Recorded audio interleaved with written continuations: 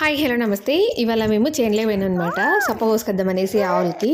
మాకు ఎప్పుడు టైం ఉంటే అప్పుడు కోసుకొస్తుంటాము. మొత్తం ఒక ఎకరా వేసాము. ఇప్పటికైతే హాఫ్ ఎకరా అయిపోయిందనమాట. ఇంకా హాఫ్ ఎకరా ఉంది పీక్ రావాల్సింది. అది ఎప్పుడు టైం ఉంటే అప్పుడు.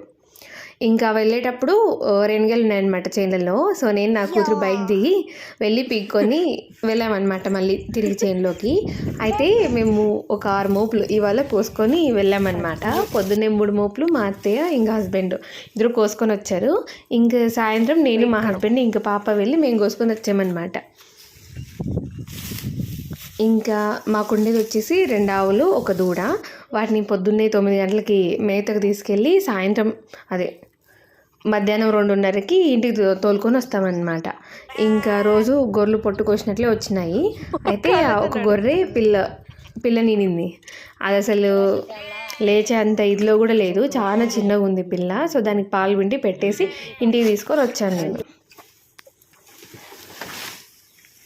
సో మొత్తం చప్పంతా దొడ్లోనే అంతా పరిచిపెట్టినామన్నమాట.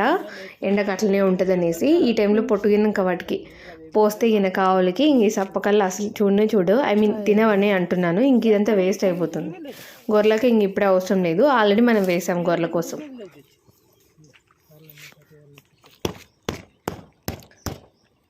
బిడ్డ